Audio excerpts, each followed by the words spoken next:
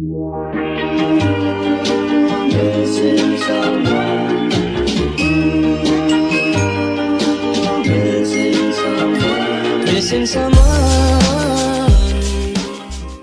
bonjour à toutes et à tous, bienvenue dans ce nouveau numéro de Full Politics.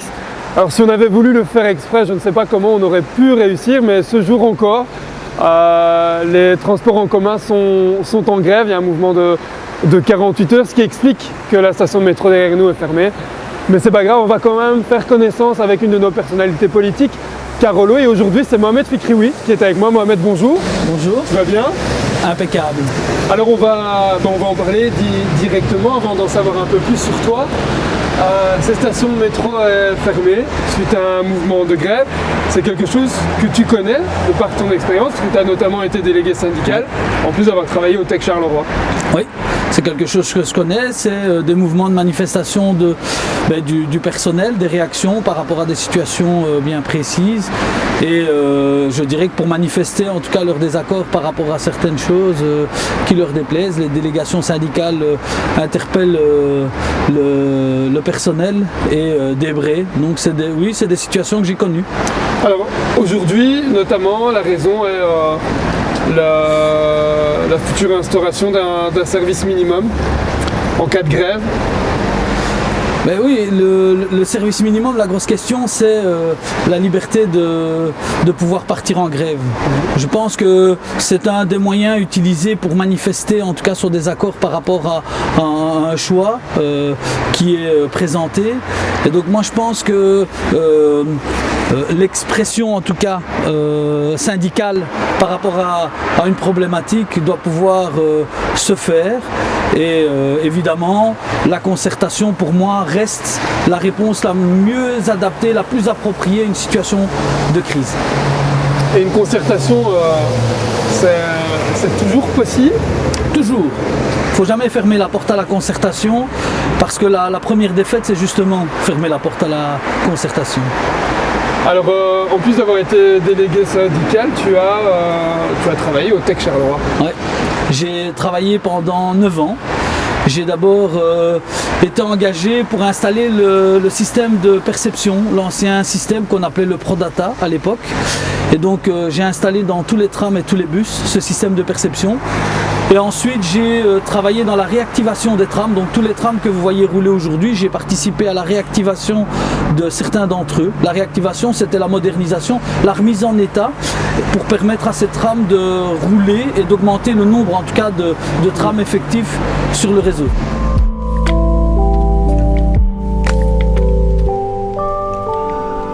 Moi je connais bien, je suis moi. Bon, on va se diriger vers l'écluse, donc ton parcours au Tech Charleroi, c'est une étape. Mais tu y as travaillé parce que tu as une formation en électromécanique. Oui, j'ai d'abord fait un graduat en électromécanique. J'ai une formation technique à la base. J'ai fait toutes mes études à l'UT. D'abord comme électricien, puis électronicien. Et j'ai clôturé mes études techniques par un graduat en électromécanique. Ce qui m'a dirigé tout naturellement vers ce métier technique d'électromécanicien et au sein des Tech. Particularité aussi, j'étais, et ça je veux le souligner parce que c'est un fait historique, le premier agent dans les services techniques d'origine marocaine à signer un contrat à durée indéterminée. Le premier, celui-là certain ? Le premier. Alors par la suite, tu as été professeur. Oui. Dans une école de Charleroi, c'est d'ailleurs là qu'on s'est rencontrés. C'est là qu'on a fait connaissance, c'est vrai. À l'Institut Saint-André. Oui. Qu'est-ce que tu gardes de cette expérience de prof? Ce que je garde de cette expérience de prof, c'est surtout de faire quelque chose que j'aime. Je suis passionné par l'enseignement et par la transmission du savoir. J'ai pu m'inspirer d'enseignants que j'ai eus en secondaire et au graduat pour donner cours, parce que la participation active des élèves au sein de la classe était quelque chose qui me motivait énormément. Alors c'est volontaire que j'ai commencé à travailler comme technicien avant d'aller vers l'enseignement. J'ai toujours dit que je serais enseignant dès mon plus jeune âge, et le choix de commencer par le travail manuel avant, c'était pour moi avoir des outils à présenter aux étudiants, parce qu'arriver avec uniquement de la théorie sans compétences pratiques, pour moi était largement insuffisante à pouvoir mettre sur la table pour les élèves, et alors c'était un manque de crédit à mes yeux. Et donc voilà, après j'ai fait le choix de faire au cours du soir mon CAP, donc certificat d'aptitude pédagogique, ce qui m'a ouvert la porte de l'enseignement. Et pendant 9 ans, j'ai enseigné l'électronique et l'informatique industrielle en 5e et 6e année à Saint-André, avec aussi la possibilité de donner cours en techno pour les premières années. Et voilà, je dirais que c'est un bout d'histoire qui n'est pas forcément terminé, mais qui est un vrai bonheur. Tu pourrais retourner vers l'enseignement ? Oui, évidemment. Je pense que les urnes détermineront si je retourne dans l'enseignement ou pas. Donc voilà, on verra. Alors tu as une certaine vision d'être un professeur, mais c'était quel genre d'élève, d'étudiant, Mohamed, à l'école ? Moi, quel genre d'étudiant ? Je dirais toujours devant. J'ai toujours aimé être au premier banc. Premier de la classe ? Non, pas premier de la classe. Ça n'a rien de péjoratif. Hein. Non, pas premier de la classe, j'étais sérieux, jouette comme tous les jeunes. Le plaisir que je garde, c'est que les enseignants que j'ai eus ont un souvenir positif de ma part.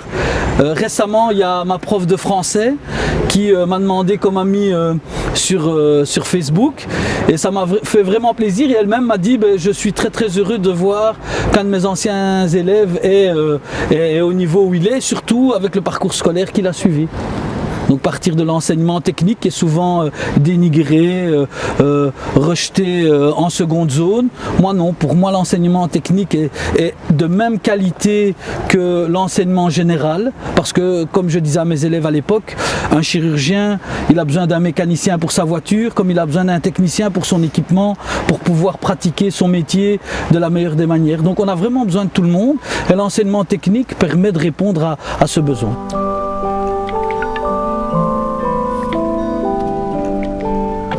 Alors au niveau du privé, tu es marié, oui. Papa de 3 grands-enfants, oui. Déjà.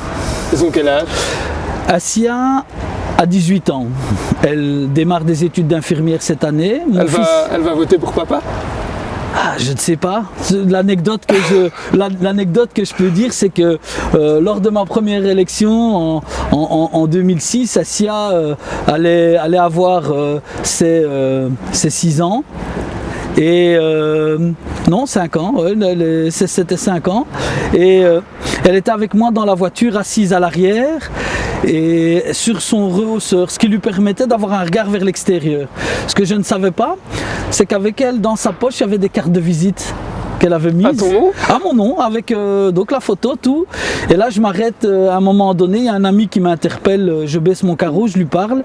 Et là, elle abaisse le carreau, elle lui dit « Monsieur, faut voter pour papa ». Et donc, j'ai été surpris de sa démarche, qu'à son âge, elle ait fait ça. Elle m'a joué une autre blague aussi. Donc, aujourd'hui, elle a 18 ans. Donc, il faut vraiment, il y a pas mal d'années, eh bien, elle a mis dans le sac de tous ses amis une carte de visite de moi pour leur dire voilà, faut donner ça à vos papas et à maman pour dire de voter pour mon papa. Donc c'est des anecdotes super sympas.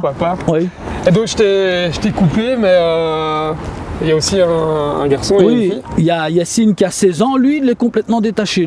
Il me pose beaucoup de questions par rapport au quotidien avec tout ce qui se passe. Et son détachement, c'est plutôt par la discrétion. Il est plutôt discret et donc il regarde de loin, il suit et il me pose de temps en temps des questions sur l'activité politique, mais plus sur l'actualité en général. Donc on débat pas mal là-dessus. Il a 16 ans, donc il est en 5e année à Saint-André. J'ai une petite dernière qui s'appelle Soheila, qui est en 6e primaire. Donc elle, c'est je dirais, le bout en train de la famille, c'est la plus petite. Et super parce que je partage vraiment avec eux ma vie au quotidien. Je les suis dans leur activité personnelle. Donc j'aime bien aller les conduire à la musique ou à la piscine et au foot pour mon fils. Pour moi c'est important d'être proche d'eux. Bon, Mohamed, merci beaucoup. Je vous dis à très bientôt pour un nouveau numéro de Full Politics.